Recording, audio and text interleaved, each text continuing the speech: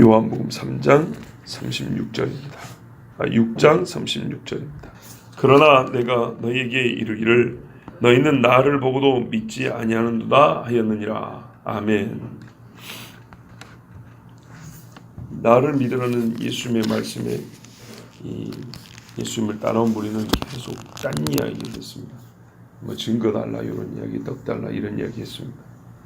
그래서 예수님이 너희는 나를 보고도 믿지 아니하는도다 하고 그들에게 말씀을 하십니다. 이 말씀할 때 내가 이 말을 또 이미 했었다고 이렇게 말씀합니다.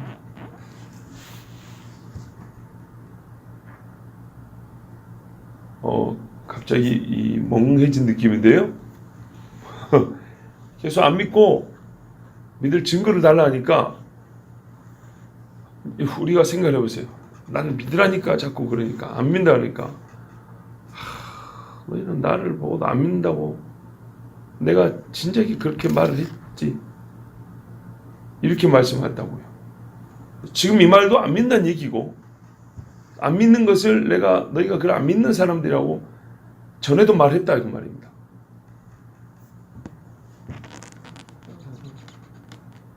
이해되시죠? 예? 이럴 때는 본문을 한번 다시 보세요.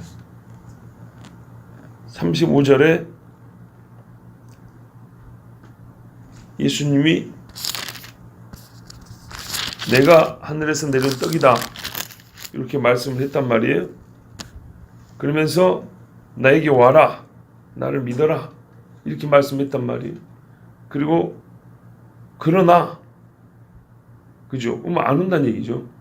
내가 너희에게 말하노니 너희는 나를 믿지 않는구나 이러면 될 거를 예수님이 그렇게 말한 게 아니고 너희는 나를 안 믿는다고 내가 말하였느니라 이렇게 말했단 말이에요. 그 말은 뭐예요? 내가 이미 그런 말을 했다는 겁니다. 이미 그 말을 했다는 사실을 왜 지금 또 가르쳐 주죠? 지금도 안 믿으니까. 이게 이중적으로 한마디로 그냥 두 가지를 일타 이피 아니다. 뭐라 그러죠? 그렇죠? 한 번 때려가지고 두 개 이렇게 쳐버리는 것처럼 그렇게 말하는 거예요. 여러분의 얼굴 표정에서 뭔가 못마땅한 느낌인데 못마땅할 게 아니고 예수님의 말을 지금 설명을 해주는 거예요. 그런 뜻이라고요. 너희가 나를 안 믿는다고 내가 말을 했다. 그게 뭔 말이에요? 전에도 안 믿었고 지금도 안 믿는다 그 말이잖아요. 네. 그런데 제가 한번 여쭤볼게요. 예수님 언제 이런 말씀하셨죠? 아무리 앞에 살펴봐도 이런 말 한 적이 없어요. 너희는 나를 보고도 믿지 아니하는도다. 이런 말을 한 적이 없다고요. 예수님이 하였느니라 그랬잖아요. 내가 이렇게 말한 적이 있다고. 말한 적이 있는 거를 지금 다시 언급하는 이유가 뭐냐 할 때는 지금도 안 믿기 때문이라고 우리가 알 수 있는데 이 말 자체를 예수님이 한 적이 없어요. 요한복음 6장 한번 살펴봐 보세요. 이 떡 먹은 사람들하고 대화하면서 언제 이런 말 했는지 그런 적이 없어요. 예수님이 거짓말한 거냐? 그게 아닙니다. 예수님이 너희가 나를 보고도 믿지 않는다고 이렇게 말씀했다고 한 거는 단어의 일치가 아니고 의미의 일치를 말하는 겁니다.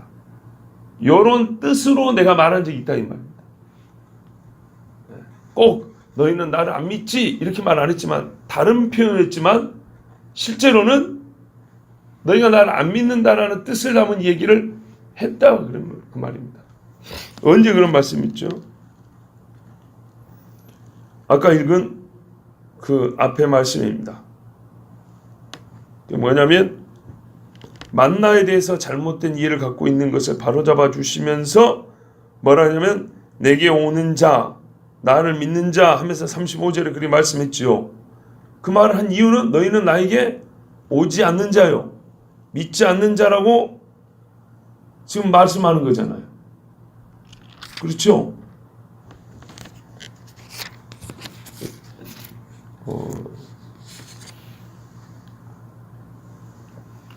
상당히 제가 지금 빨리 끝낼 수 있는 이 준비를 해와서 그 36절 한 절 보는데 여러분이 어렵게 받아들이는 이상한 습관이 있는 것 같아요.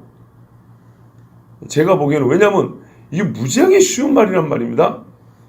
아니면은 저한테 그래요, 맞아요, 그래 한번 끝내면 쑥쑥쑥 지나갈 건데 여러분이 저하고 호흡을 같이 안 해주는 것 같아요.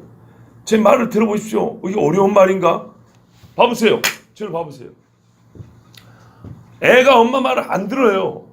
엄마 말 안 들으니까 엄마가 너는 꼭 엄마 말을 그렇게 안 듣더라, 이렇게 얘기를 했어요. 네 엄마가 뭐라 그랬어요? 너는 꼭 엄마 말 안 듣는다고 내가 그렇게 말했지? 지금 이렇게 말을 지금 했다 치자고요. 그럼 그 말이 무슨 말이에요? 너는 전에도 엄마 말 안 듣고 지금도 엄마 말 안 듣는다 그 말이죠. 그죠? 그리고 두 번째, 엄마 말을 안 듣는다는 요 이야기를 분명히 전에 했다는 얘기잖아요. 했다고. 근데 실제로 보니까 애가 엄마 언제 나한테 말 안 듣는다고 그런 말을 했어? 그런 말을 한 적은 없어요. 근데 내용사는 거예요. 야, 누구 집 애기는 엄마가 시키면 금세 갔다 오는데 니는 엄마가 시키면 텔레비전 먹어요, 숙제하고요, 안 하던 숙제한다 그러고 막 이렇게 자꾸 핑계를 대더라, 이런 얘기를 전에 한 적이 있어요. 그러면 의미상이 똑같은 말이잖아요. 너는 엄마 말은 꼭 말 안 듣더라, 그런 뜻이라 이 말이죠. 이해되시죠? 예, 예수님이 그 말씀이에요. 근데 너희에게 내가 뭐라고 말한 적이 있냐면 너희는 나를 보고도 믿지 아니한다고 말한 적이 있어, 그 말이에요. 그 말한 적이 있다는 것을 왜 지금 말하냐? 안 믿으니까. 그때도 안 믿고 지금도 안 믿으니까 이런 말을 했다 이 말이에요. 그런데 듣는 사람이 언제 그런 말 했어요? 언제 우리 보고 안 믿는다고 그런 말 한 적 있어요? 그거를 꼭 똑같이 말을 해야 돼. 내가 내용을 보면 알잖아. 뭐라 그랬어요? 바로 앞에 35절에 나에게 오는 자는 배고프지 아니하고 나를 믿는 자는 목마르지 아니하리라. 내가 그 말을 왜 했냐 그 말이지. 너희가 오지도 않고 믿지도 않으니까 제발 와서 좀 먹고 마시고 그러라고 한 말 아니냐.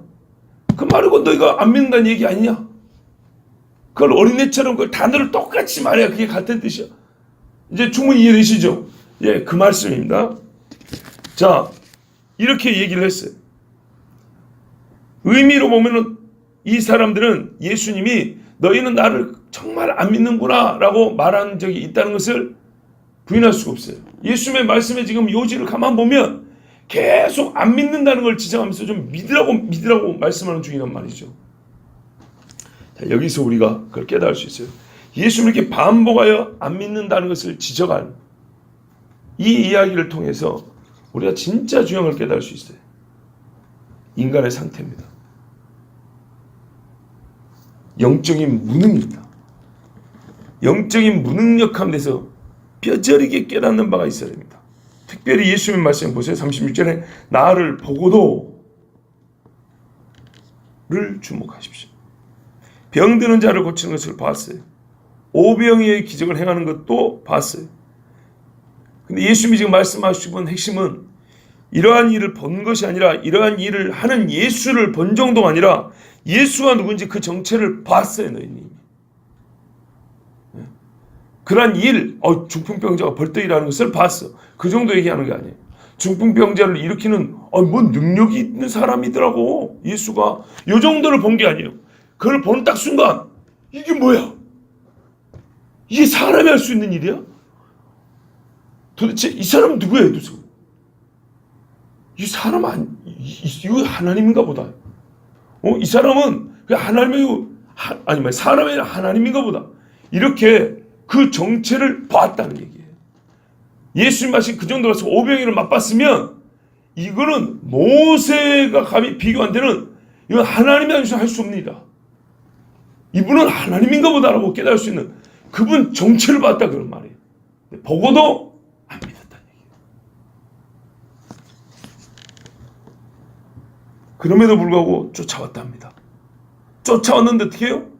보고도, 예수 그 자체를 보고도, 하나님의 아들 자체를 지금 눈으로 보고도 안 믿으면 쫓아왔다는 얘기입니다. 이게 얼마나 무섭습니까? 네?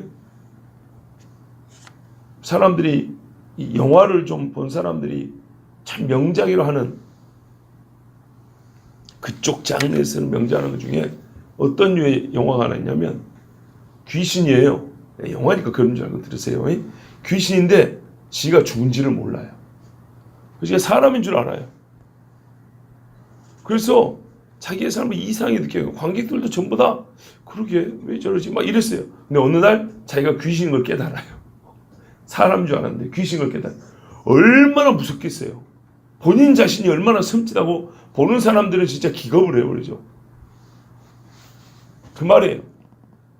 자기들이 완전히 그래도 눈이 좀 뜬 사람이고 많이 깨달은 사람이고 지각이 있는 사람인 줄 알았는데 어느 순간 내가 사람이 아니라 귀신이었어? 이거를 깨닫는 그 섬찟함보다 더 큰 거예요. 내가 지금까지 예수를 보고도 예수를 못 알아본, 하나님의 아들을 못 알아본 사람이었어. 진짜 이거는 경악, 깜짝 놀라 충격을 받고 소리를 막 지를, 정말 비명을 지를 만한 그런 충격적인 사실이에요. 예수님 말씀대로 하면. 나를 봤다는 거예요. 나를.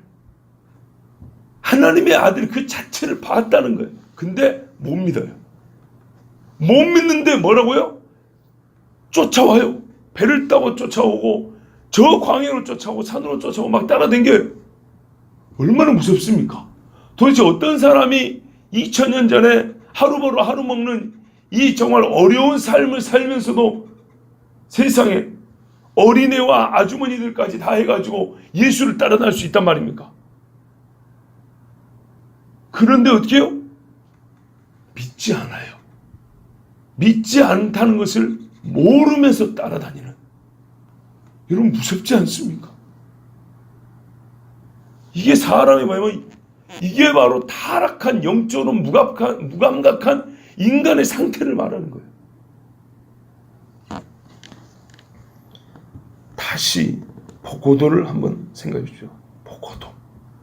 보고도 믿지 못하는 일이 있습니까? 정말 우리 일상생활 한번 생각해 보자고요. 진짜 못 믿겠을 때 뭐라 하냐면 보여줘봐 이렇게 말합니다. 그러니까 이게 무서운 일이라고요. 보여주면 믿을게. 우리가 살면서 웬만하면 말로 믿고요. 웬만하면 증거 좀 갖다 주면 믿고 또 웬만하면 옆에 사람들이 막 나도 봤다고 뭐 나도 경험했다 그러면 믿어요. 근데 진짜 못 믿을 일을 최종적으로 믿을 수 있는 증거를 찾을 때 뭐라 그래요? 백문이 불여 일견이라고. 100번 들어도 한 번 보는 것과 같지 않다고. 그죠? 그래서 보여달라 그런다고요. 그러면 믿어요. 내가 직접 보니까 그게 맞더라고. 이거 믿는다고요. 근데 이 사람들은 예수님을 한두 번 본 게 아니에요. 그런데 못 믿는다는 거예요. 사람이 믿을 수 있는 최후의 수단까지 동원했고 최고의 증거 수집 방법을, 확신의 방법을 사용을 했다는 거예요. 봤어요. 그런데 어째요? 못 믿어요. 이게 별로 안 놀라운 모양인데요. 여러분, 사람의 영적인 문제에 있어서는요, 이처럼 무능력합니다. 보고도 믿지 못하는 경우는 어떤 경우냐면, 다른 경우는 다 보고 믿는데요. 보고도 믿지 못하는 경우는 두 가지 경우밖에 없습니다. 믿고 싶지 않을 때, 믿지 않으려고 작정을 해버린 경우, 그때는 아무리 보여줘도 안 믿습니다. 소위 세뇌 내지는 사상교육이 철저히 돼버리면 보고도 안 믿고 듣고도 안 믿죠. 두 번째, 봤는데도 믿을 수 있는 능력이 없을 때, 능력을 상실한 경우, 배가 고픈데 손이 움직이지 않아요. 손이 말라버렸어요. 손의 기능이, 능력이 상실되어 버리면 보고도 못 먹죠. 아니면 입맛을 상실해버릴 때, 아니면 몸에 이 신경 센스에 문제 생겨가지고 배가 고프다는 걸 못 느낄 때 음식을 먹어도 못 가져옵니다. 인간인 예수님을 믿을 수 있는 능력을 상실한 자들입니다. 믿을 수 있는 능력이 없어요. 믿는 것이 불가능한 상태가 죄악된 인간의 본성입니다. 이 본성을 가지고는요, 아무리 예수님 보여줘도 믿어지지가 않습니다. 증거가 있어도 믿어지지가 않습니다. 죽은 자를 벌떡벌떡 일으켜 세워도 믿어지지가 않습니다. 믿는 능력이 없어져 버렸어요. 다른 거는 안 봐도 믿어요. 아무리 믿기 어려도 보여주면 믿어요. 다른 일은. 그런데 예수 믿고 구원 얻는 일에 있어서는 아무리 보여줘도 믿을 수 있는 능력이 상실되어 버렸어요. 이게 타락한 인간입니다. 사람의 본성은 인간의 타락 이후에 하나님을 찾고자 하는 의지가 상실되어 버리고 하나님의 존재의 증거를 보고도 그 증거를 볼 수 있는 능력, 분석하고 이해하고 받아들일 수 있는 능력이 상실되어 버렸어요. 이러한 예증, 이와 비슷한 사례를요, 짐승에게서 찾을 수 있어요. 처음에 하나님은 모든 짐승을 초식으로 만들었습니다. 그런데 타락한 이후에 그 중에 일부가 어떻게 됐습니까? 성질의 변화를 입어가지고 육식동물이 되었습니다. 자, 그러면 생각을 해보자고요. 사자가 육식으로 입맛이 바뀌어버렸어요. 그 다음에 풀을 뜯어먹을 수 있습니까? 풀 뜯어먹는 사자 보셨어요? 풀 안 먹습니다. 왜 안 먹을까요? 씹는 이빨이 없었어요? 육식동물의 이빨이 날카롭고 초식동물의 이빨이 이렇게 맷돌 같아서 이렇게 빨아먹으세요? 안 그럽니다. 송곳니 갖고 이 뾰족뾰족한 이빨 갖고도 풀 뜯을 수 있습니다. 여러분, 곰 같은 경우에 대나무 뜯어먹는 곰 있죠? 판다곰 같은 경우 충분히 초식이 가능합니다. 이빨 때문에 그런 거 아닙니다. 소화시킬 내장기관이 없거나 소화액이 없어서 그럽니까? 그것도 아닙니다. 가죽도 뜯어먹습니다. 물속 가죽도 뜯어먹는데 풀 뜯어가지고 소화를 못 시킨다고요? 아닙니다. 이빨이 없어서도 아니고 소화기관이나 소화액이 없어서도 아닙니다. 왜 풀을 안 먹냐면요, 애초에 풀 먹을 생각이 안 됩니다.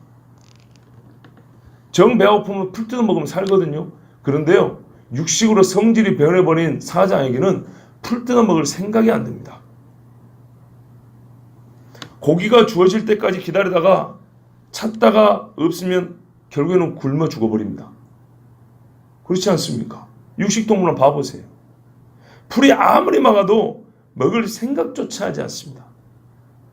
이거는요, 인간의 타락한 본성을 보여주는 부분적 의미의 예증입니다. 하다못해 인간의 죄로 말미암아 함께 저주를 받은 그 성질이 변해버린 짐승이 그 정도입니다. 그러면 진짜 죄를 지은 사람은요, 가장 거룩한 것에 대한 소망, 열망, 아까 입맛이 없게요. 가장 거룩한 것을 먹고 싶은 입맛 완전히 상실해버립니다. 옆에 쌓여 있어도 먹고 싶은 생각이 안 됩니다.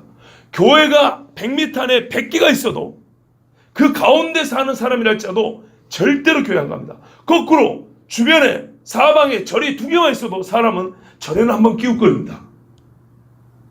초파일의 사람들이 왔다 갔다 하면 거기 가서 기웃기는 합니다. 그러나 교회는요, 그렇게 가기 힘듭니다.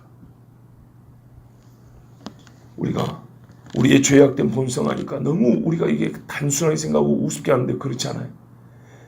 그렇게도 예수님의 말씀이 안 들어가는 이유는 들을 능력을 상실해버렸겠는데, 우리의 본성이 아무리 보여주고 들려줘도 믿어지지가 않고 이 속으로 들어오지 못하는, 이게 바로 타락한 인간의 죄악된 본성입니다. 하나님의 율법을 가져다줘도 이거를 죄 짓는 빌미로 써먹는, 이게 바로 인간입니다. 영적인 무능력, 무감각, 무관심, 영적 지각의 마비, 입맛과 성질이 바뀌어버린 짐승에 비할 바가 아닙니다. 인간은 하나님을 찾는 것을 잃어버렸어요. 예수님, 하나님이 계시는 것조차도 모릅니다. 자기가 누군지, 왜 이 땅에 살게 되었고 사는 목적과 의미가 무엇인지도 모르면서 살아갑니다. 그리고 자연 상태에서 짐승이 땅에서 그 만족을 취함과 같이 모든 사람은 다 땅을 소망으로 여기고 살아갑니다. 로마서 3장에 보면 이 타락한 인간의 영적인 비참함과 문명에 대하여 잘 말해줍니다. 3장 10절부터 18절에 보면 이렇게 말씀합니다. 기록한 바 의인은 없나니 하나도 없습니다. 인간의 도덕적 상태, 하나님이 창조하실 때 그 본 모습 하나도 가지고 있는 사람이 없답니다. 한 명도. 깨닫는 자도 없고, 이 똑똑한 머리를 갖고 지성적으로도, 그러니까 철학이 헛된 거라는 거예요. 아무리 연구를 하고 노력을 해도 절대 이 머리로 하나님을 깨달을 수가 없단 말이에요. 하나님의 영의 생각을 절대 할 수가 없어요.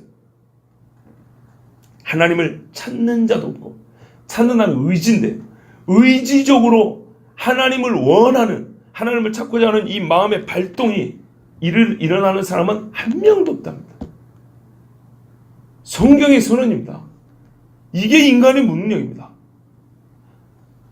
의인이 될 수 있는 그 양심과 도덕성을 가진 사람 한 명도 없고, 진리를 아는 이 지적인 능력이 있는 사람 한 명도 없고, 자기의 이 비참한 상태를 깨닫고 아버지께로 돌아가야지 하고 자기 스스로 하나님을 찾게 되는 마음을 가진 사람 한 명도 없고, 그런데 우리는 제법 뭐가 된 줄 알아요. 그래서 어떻게 해요? 예수는 우리 찾아왔잖아요. 왜 한 명도 없다 그러세요? 찾아왔잖아요. 누구 떡 보고 찾아온 거잖아. 떡 보고. 찾는 게 아니에요.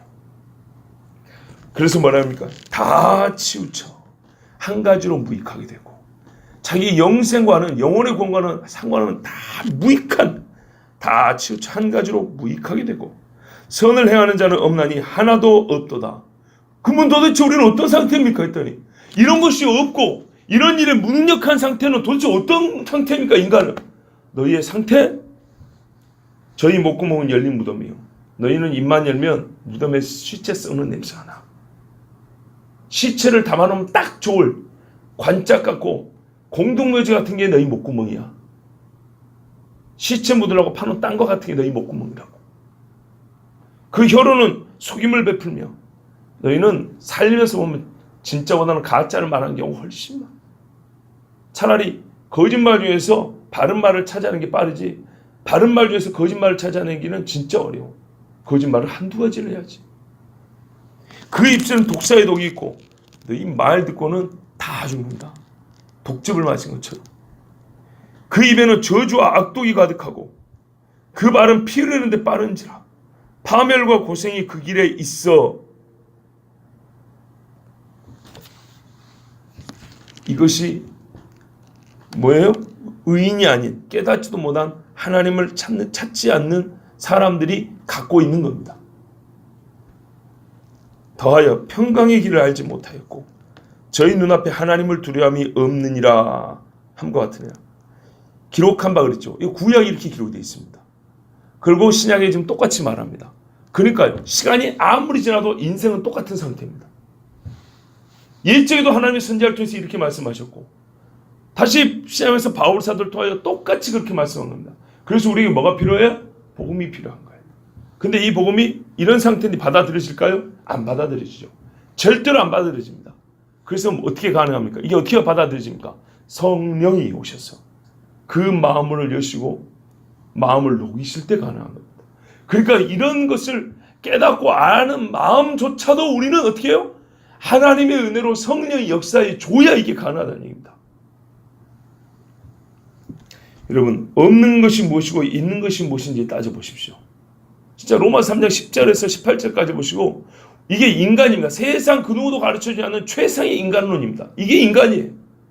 여기서 하나님의 말씀이 얼마나 쉽습니까? 딱 두 가지로 구분하면 인간이 무엇인지 알 수 있어요. 인간에게 있는 것, 인간에게 없는 것. 있는 것은 전부 다 악한 거고요, 없는 것은 전부 다 하나님과 관계된 거룩하고 선한 것을 알지 못하고 가질 수 없는 무능력, 이게 우리에게 없는 거예요. 이것이 자기 의라는 껍데기 속에 숨어있는 죄인의 실체입니다.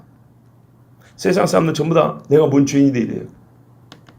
그 말 안에 들어있는 실체가 이거예요. 이렇게 불쌍한 눈 어두운 사람들에게 하나님께서 성령으로 눈을 여시고 자기의 실체를 보게 하시고 하나님의 아들 독생자 예수를 보게 하십니다. 그때서야 사람은 어떻게 할까요? 그래서 제가 맨날 회개해야 된다는 얘기가 그 말이에요. 회개. 이게 자연스러운 거예요. 이런 인간이 어떻게 나를 구하러 죽으신 예수 그리스도를 눈이 열려서 보게 됐을 때 그 자리에 무릎을 꿇지 않고 어떻게 통곡하며 자기 죄를 토설하지 않을 수 있냐 그 말이에요. 이런 게 인간인데, 인간이 갖고 있는 도덕적이고 지적이고 의지적인 모든 것을 발휘해도 모든 측면에서 짐승과 다른 그 탁월함을, 인간이 갖고 있는 그 탁월성을 다 발휘를 해도 하나님을 찾는 것은 이만큼도 할 수 없는데, 그런 상태의 인간이 주의 성령이 어느 날 나의 마음을 움직여서 교회를 가고 싶어, 성경에 펼쳐서 읽고 싶고 찬송을 부르고 싶고, 왠지 이 마음을 움직여서 내 인생의 처량함을 느끼게 해주시고, 정말 나를 도와줄 리가 있으면 나 좀 도와주십시오라고 소리를 내게 만드는 그날, 그때가 되었을 때 어떻게 주님 앞에 무릎을 꿇지 않고 눈물로 회개하지 않을 수가 있냐 그 말이에요.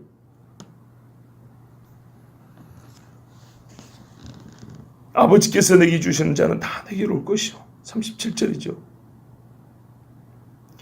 결국 내가 이렇게 마음이 움직여 격동이 일어나서 주님 앞에 나온 거는 아버지가 나를 탁 붙잡아다가 그 아들 그리스도께로 인도해 주신 것이구나. 예, 다 모든 일에 하나님을 두려움이 없고 제 멋대로 살았던 나를, 그런데도 내가 무시한 그분이, 바로 그 하나님이 나의 아버지가 되어주셔서 나를 딱 붙들어다가 내가 구원 얻을 수 있는 자리에 예수님 앞에 딱 갖다 놓으셨구나. 여러분, 이 은혜가 세상의 어떤 죄인의 눈에서요, 어떤 강심장의 눈에서 눈물 한 바가지 두 바가지를 쏟지 않게 할 수 있냐, 쏟지 않을 수가 있냐 말이에요. 다 주님 앞에 그렇게 눈물 흘리며 통곡하며 나올 수밖에 없는 겁니다. 전적으로 부패하고 타락한 나의 마음, 교리적으로 배우셨을 거예요. 인간의 상태가 전적 부패. 이렇게 글자 4개 쓰는 것이 아닙니다. 그게 뭔지를 알아야죠. 그 상태가 뭔지를 알아야죠. 그래야 주님의 속죄 사역이 정말 뼈에 새길 정도로 그 은혜가 잊을 수 없는 은혜로 내 일평생에 그 은혜와 함께하는 사람이 될 수 있지 않겠습니까? 타락한 나의 마음이요, 죽은 것과 같은 나의 영을 하나님께서 성령으로 말미암아 주 예수를 찾고자 하는 열망을 주시고 그분을 보게 하시고 또 예수를 믿어 구원 얻게 하셨습니다. 그러므로 여러분, 우리가 1차로 해야 될 건 뭐냐면요, 우리 하나님을 경배하고 찬송하는 거예요. 이게 마땅한 거예요. 여러분, 예수님이 병을 고쳐주던 사람들이 뭐 했답니까? 하나님께 영광을 돌리며 찬미하며 따라가더라, 이렇게 돼 있어요. 이게 1차적 반응이에요. 그러니까 우리 입술에는요, 매 순간 어떤 일을 경험하든지 빠지면 안 되는 게 뭐냐면 하나님께 찬송하는 거예요. 찬송. 성경에는 그런 말씀이 있죠. 사무엘이 이스라엘 백성에게 내가 너희를 위하여 기도하기를 쉬는 죄를 범하지 아니하리라. 꼭 이렇게 명식으로 말 안 해도요, 성경 전체를 보면요, 하나님을 찬송하는 것을 쉬는 것도 죄예요. 요한계시로 봐보세요. 천상에 있는 무리들은 항상 하는 일이 뭐냐면 세세무궁토록 살아계신 하나님께 찬양을 돌립니다. 구약에도 보면은 하나님의 역사와 은혜가 나타날 때마다 찬송을 부르고 모든 악기를 동원하고 막 춤추며 뜁니다. 마땅한 반응이거든요. 그거 하지 않으면 하나님이 하신 일을 우리가 감히 무시하는 것과 같은 거예요. 그러므로 저는 오늘 이 말씀을 전하면서 여러분과 저 자신에게 우리가 마땅히 해야 될 한 가지를 권합니다. 찬송하는 겁니다. 예, 매사에 하나님께 찬송하고, 특별히 이렇게 비참한 나를 아무리 생각해봐도 감히 주님 앞에 나올 수 있는 어떤 능력과 어떤 자격도 없는 나를 주님 앞에 나와서 구원받는 자가 되게 해주셨다는, 정말 이 은혜가 식어져 버리면요, 큰일 난 줄 아셔야 되는 거예요. 큰일 난 줄. 이거는 뭐 한때 그걸 느꼈기 때문에 지금은 이제 그 단계로 넘어가고 이런 이야기가, 이거는 단계를 뛰어넘는 게 아니고 모든 신앙이 항상 베이스로 깔려 있는 거예요. 늘 생각하면 감사하고, 늘 생각하면 가슴이 뜨거워지고, 늘 생각하면 찬송이 저절하고 주님 앞에 다시 겸손해지는, 그게 바로 이 사실, 이 진리예요. 나는 하나님을 알 수 없는, 보고도 믿지 못하는 자였으나 주 하나님께서 나를 불쌍히 여기사 나를 택하시고 주의 영으로 말미암아 내가 본 분이 바로 하나님의 아들 나의 구원자라는 걸 깨닫게 하시고 믿게 하셨다. 여러분, 그러므로 오늘도 주님을 찬양하며 하루를 쉬는 죄를 범하지 말고 할렐루야 외치면서 우리 모두 여호와께 경배와 찬송을 돌립시다. 아멘. 기도하겠습니다. 하나님 아버지, 감사합니다. 오늘도 우리가 하나님 앞에 나와서 찬송할 이유를 찾게 하여 주시고